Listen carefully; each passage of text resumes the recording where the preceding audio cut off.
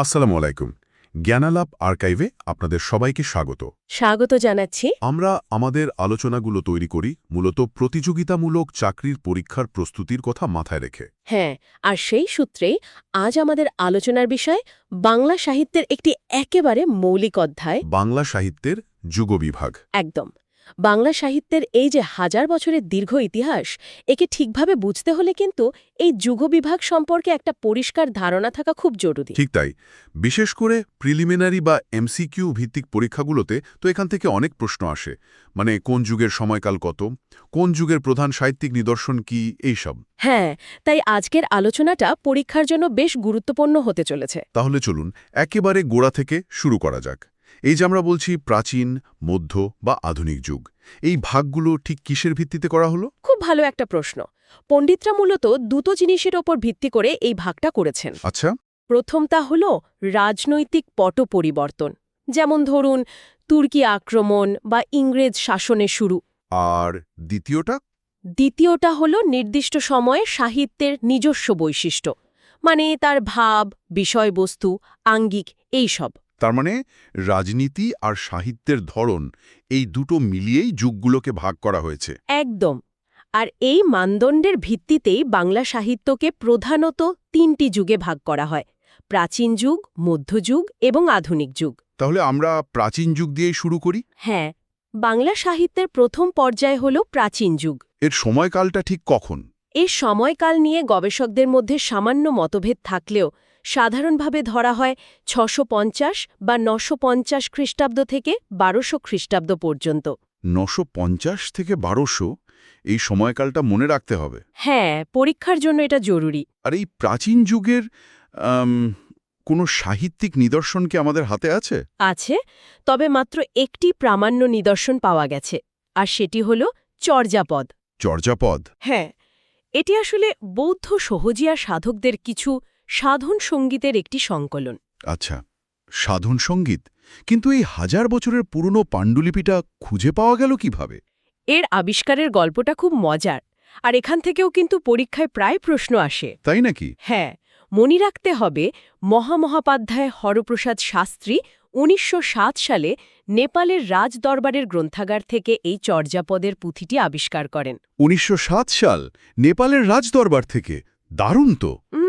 কিন্তু আমার সবচেয়ে বেশি কৌতূহল এর ভাষা নিয়ে। শুনেছি চর্যাপদের ভাষাকে নাকি সন্ধ্যা ভাষা বলা হয়। একদম ঠিক শুনেছেন। এই নামটার কারণ কি? কারণ এর ভাষাটা আলো আধারির মতো, মানে এর একটা বাহ্যিক বা সাধারণ অর্থ আছে, কিন্তু তার আড়ালেই একটা গভীর আধ্যাত্মিক বা গূঢ় অর্থ লুকিয়ে থাকে। একটা উদাহরণ দেওয়া যায়? ধরুন, কোনো পদে হয়তো নৌকা বেয়ে নদী পার হওয়ার কথা বলা হচ্ছে, কিন্তু এর ভেতরের অর্থ হল দেহরূপ নৌকা বেয়ে সাধনার নদী পার হয়ে নির্বাণ লাভ করা। ও আচ্ছা, মানে অনেকটা ধাঁধার মতো। ঠিক তাই। এই ধর্মকেন্দ্রিকতা, আধ্যাত্মিকতা আর রূপকের ব্যবহার, এগুলোই ছিল প্রাচীন যুগের সাহিত্যের মূল বৈশিষ্ট্য। বুঝতে পারলাম।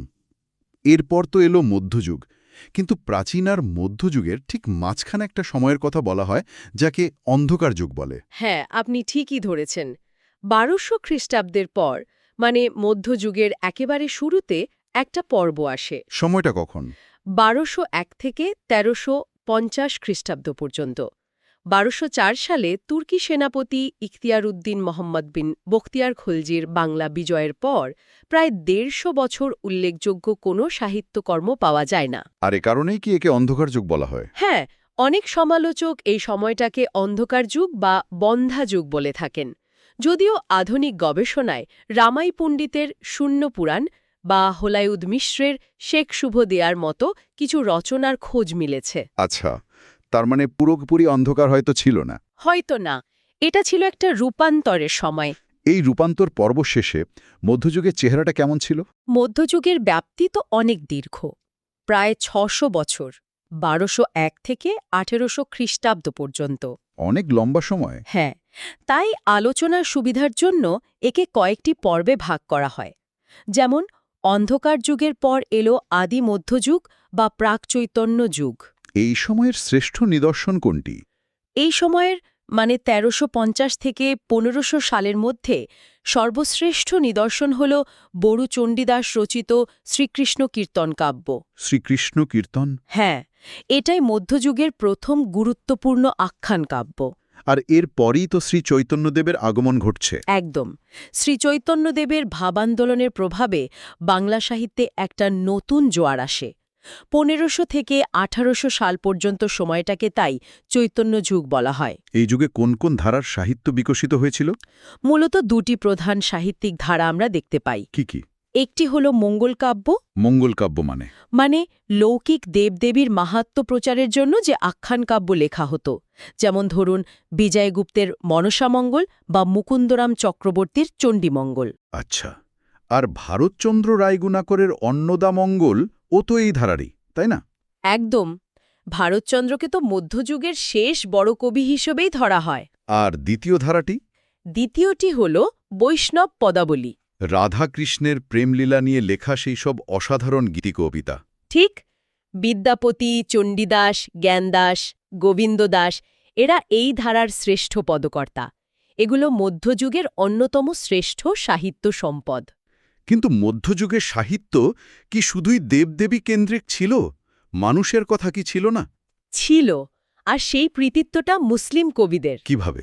তারাই প্রথম দেবদেবীর প্রভাবমুক্ত খালেস মানবীয় প্রণয়োপাখ্যান রচনা করেন। বাহ! শাহ মোহাম্মদ সগীর রচিত ইউসুফ জোলেখা এই ধারার প্রথম সার্থক কাব্য। আচ্ছা, ইউসুফ জোলেখা। হ্যাঁ, পরবর্তীতে আরাকান রাজসভার কবি দৌলত কাজী ও আলাওল তাদের রচনার মাধ্যমে বাংলা সাহিত্যকে আরও সমৃদ্ধ করেছেন। আলাওলের পদ্মাবতী তো একটা কালজয়ী সৃষ্টি। তার মানে মধ্যযুগের মূল বৈশিষ্ট্য হল এটি ধর্মকেন্দ্রিক ছিল, দেবদেবীর মাহাত্ম্য নির্ভর ছিল এবং সম্পূর্ণরূপে পদ্যে রচিত ছিল। হ্যাঁ, গদ্য তো তখনও আসেনি। গদ্যের জন্য আমাদের আধুনিক যুগ পর্যন্ত অপেক্ষা করতে হয়েছে। তাহলে এবার আধুনিক যুগে আসা লাগ। এর শুরুটা ঠিক কখন হলো? বাংলা সাহিত্যের সর্বশেষ এবং বর্তমান পর্যায় হল আধুনিক যুগ। এর শুরুটা ধরা হয় ১৮০০ খ্রিস্টাব্দ থেকে। ১৮০০ সাল থেকে? কোনো নির্দিষ্ট ঘটনার ওপর ভিত্তি করে কি এই সালটা ঠিক করা হয়েছে? হ্যাঁ, হয়েছে। ১৮০০ সালে কলকাতায় ফোর্ট উইলিয়াম কলেজ প্রতিষ্ঠার ঘটনাকে আধুনিক যুগের সূচনাবিন্দু হিসেবে ধরা হয়। এই সালটা কিন্তু পরীক্ষার জন্য অত্যন্ত গুরুত্বপূর্ণ। ফোর্ট উইলিয়াম কলেজ প্রতিষ্ঠা। আচ্ছা। আর আধুনিক যুগের সবচেয়ে বড় বৈশিষ্ট্য কি বলুন তো? গদ্যের উদ্ভব ও বিকাশ। একদম। এই যুগেই প্রথম পদ্যের পাশাপাশি গদ্যে সাহিত্য চর্চা শুরু হয়। শুধু আঙ্গিকে নয়, বিষয়বস্তুতেও তো একটা বড় পরিবর্তন এলো, তাই না? অবশ্যই। ধর্মকেন্দ্রিকতার বদলে এলো মানবতাবাদ, ব্যক্তি স্বাধীনতা আর সামাজিক বাস্তবতা। পাশ্চাত্য শিক্ষার প্রভাবে উপন্যাস, ছোট গল্প, নাটক, প্রবন্ধের মতো নতুন নতুন শাখা জন্ম নিল। আর এই গদ্যের বিকাশে সবচেয়ে বড় ভূমিকা তো ছিল ঈশ্বরচন্দ্র বিদ্যাসাগরের। নিঃসন্দেহে। ফোর্ট উইলিয়াম কলেজে যে গদ্যচর্চা শুরু হয় তা ছিল বেশ কাঁচা। বিদ্যাসাগরই তার লেখনীর মাধ্যমে বাংলা গদ্যকে প্রথম শিল্পরূপ দান করেন। এ কারণেই তো তাকে বাংলা গদ্যের জনক বলা হয়। ঠিক তাই। এই আধুনিক যুগও তো প্রায় ২০০ বছরের বেশি সময়। এর ভেতরেও তো নিশ্চয়ই কিছু পর্ব আছে। হ্যাঁ, অবশ্যই আছে। আধুনিক যুগেও কয়েকটি পর্বে ভাগ করা যায়। যেমন ১৮০০ থেকে ১৮৬০ পর্যন্ত ছিল প্রস্তুতি পর্ব, যখন গদ্য কেবল তৈরি হচ্ছে। হ্যাঁ। এরপর ১৮৬০ থেকে ১৯০০ হল বিকাশ পর্ব। এই সময়ে এলেন মাইকেল মধুসূদন দত্ত এবং বঙ্কিমচন্দ্র চট্টোপাধ্যায়। মধুসূদন আনলেন অমিত্রাক্ষর ছন্দ, আর বঙ্কিমচন্দ্র লিখলেন বাংলা সাহিত্যের প্রথম সার্থক উপন্যাস দুর্গেশন্দনী। একদম।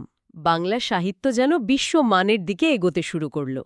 আর তারপর এলেন রবীন্দ্রনাথ ঠাকুর। হ্যাঁ, ১৯০০ থেকে ১৯৩০ বা তারও পর পর্যন্ত সময়টাকে রবীন্দ্র পর্ব বলা চলে। তিনি তো একাই সাহিত্যের সব শাখাকে বিশ্বমানে পৌঁছে দিলেন। ১৯১৩ সালে নোবেল পুরস্কার পেয়ে বাংলা সাহিত্যকে বিশ্ব দরবারে প্রতিষ্ঠিত করলেন। কিন্তু এত বড় প্রতিভার প্রভাব থেকে বেরিয়ে আসার একটা চেষ্টাও তো শুরু হবে, তাই না? হ্যাঁ, আর সেখান থেকেই তো রবীন্দ্রোত্তর পর্বের শুরু। ঠিক। কল্লোল গোষ্ঠীর নেতৃত্বে একদল তরুণ লেখক রবীন্দ্র প্রভাবের বাইরে এসে সাহিত্যে বাস্তববাদ, মনস্তাত্ত্বিক জটিলতা আর আধুনিক জীবন যন্ত্রণা তুলে ধরলেন। কাজী নজরুল ইসলাম, জীবনানন্দ দাশ, এরা তো এই পর্বেরই উজ্জ্বলতম নক্ষত্র। একদম।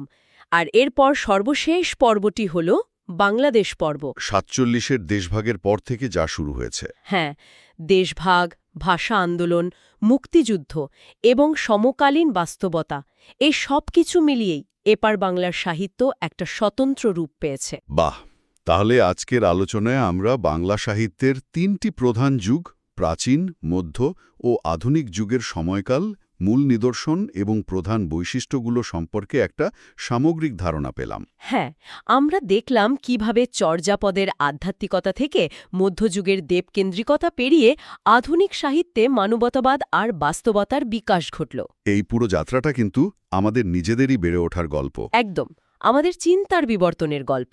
আমাদের পরবর্তী আলোচনায় আমরা প্রাচীন যুগ, বিশেষ করে চর্যাপদ নিয়ে আরও বিস্তারিতভাবে কথা বলবো এবং পরীক্ষার জন্য গুরুত্বপূর্ণ তথ্যগুলো তুলে ধরব। হ্যাঁ, সেই আলোচনা শোনার জন্য আমন্ত্রণ রইল। আমাদের এই আয়োজন আপনাদের প্রস্তুতিতে সহায়ক হলে চ্যানেলটি সাবস্ক্রাইব করে আমাদের সাথেই থাকুন। আপনাদের মতামত আমাদের জন্য অত্যন্ত মূল্যবান। আপনাদের সকলের জন্য শুভকামনা। এই ছিল জ্ঞান আলাপ আর্কাইভ।